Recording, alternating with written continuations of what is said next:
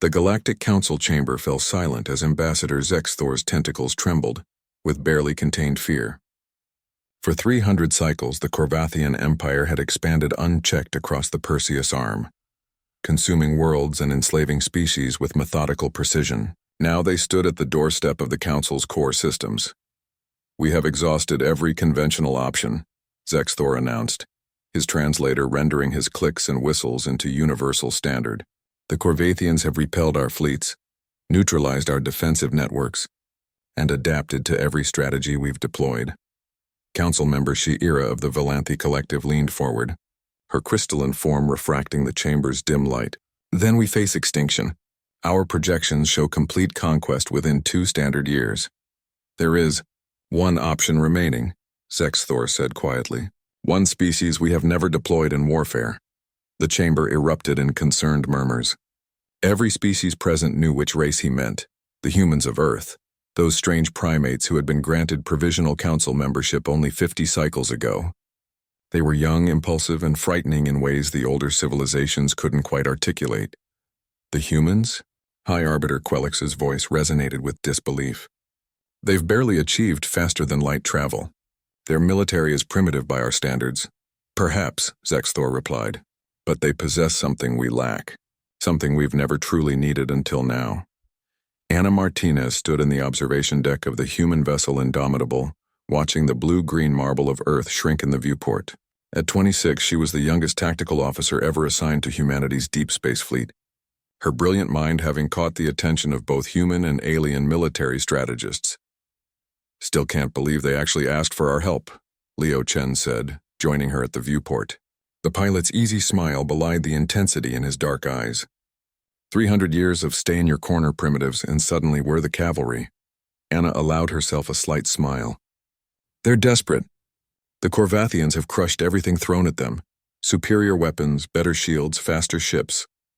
The Council fought like they always do, efficiently, logically, predictably. And we don't," Leo finished.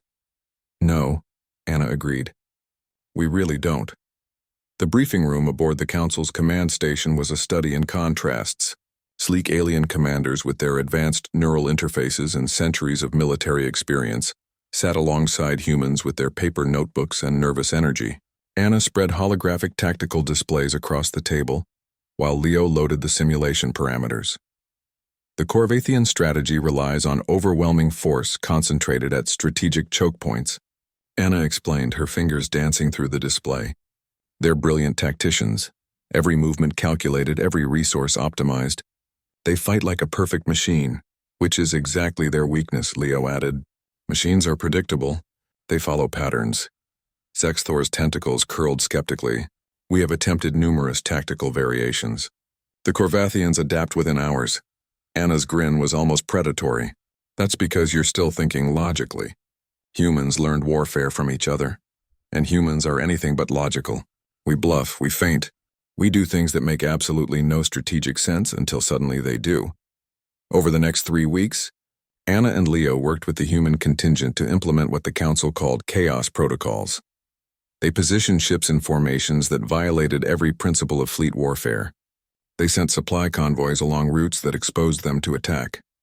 They broadcasted false intelligence that was obviously false. The Corvathians, as expected, ignored it all. They think we're incompetent, Commander Williams observed from the Indomitable's bridge. Good, Anna replied. Let them. The decisive battle came at the Helios Rift, a strategic junction that connected 5 major systems. The Corvathian fleet arrived exactly on schedule, their formation textbook perfect. The Council forces, reinforced by human vessels, appeared to be in disarray, ships scattered, communication channels chaotic, defensive positions weak. The Corvathians attacked with their characteristic precision. Now? Leo asked, his hands hovering over the helm controls. Anna watched the tactical display, waiting. The Corvathians were committing their reserves, pushing deeper into what appeared to be a collapsing defensive line. Not yet. The alien commanders shifted nervously. Every tactical algorithm screamed that they were about to be annihilated. Now, Anna said quietly. Leo's hands flew across his controls. Across the human fleet, pilots who had been trained in Earth's atmosphere, where conditions changed in seconds, where instinct mattered as much as technology, executed a maneuver no computer would have suggested.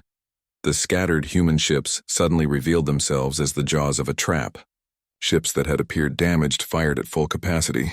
Supply convoys dropped their disguises and deployed weapons platforms. The chaos transformed into coordinated violence that struck from angles the Corvathians hadn't even considered vulnerable. But the real genius wasn't in the initial strike. It was in what followed. Just as the Corvathians began to adapt, to calculate the new pattern, Anna ordered something that made even the human commanders hesitate. All ships, break formation. Randomize attack vectors. Authorization code Delta Chaos 7, that's madness, Zexthor gasped. Your ships will be shooting blind, coordination impossible. Exactly, Anna replied. The Corvathians can adapt to any pattern, so we're not giving them one. The human pilots trained in atmospheric combat where split-second decisions meant survival, thrived in the chaos. They fought like their ancestors had fought in Earth's skies, on instinct, creativity, and that peculiar human trait of doing the unexpected precisely because it was unexpected. The Corvathian fleet, optimized for responding to logical threats, found itself unable to predict or counter an enemy that refused to be logical. Their adaptation protocols, so effective against every other species, became a liability as they tried to find patterns in randomness. When the battle ended, the Corvathian commander did something unprecedented in their species' history. He requested terms of surrender. In the council chamber, Ambassador Zexthor's tentacles now waved with something approaching respect. "We understand now," he said, looking at Anna and Leo, "why your species frightened us. You don't just adapt to chaos, you weaponize it." Anna smiled. "On Earth we have a saying, if you can't solve a problem, change the problem." The Corvathians were better at traditional warfare than anyone could ever be. "So we made it untraditional," Leo added quietly. "You asked why you should unleash the humans. Here's why. Because sometimes the winning move is the one nobody in their right mind would make.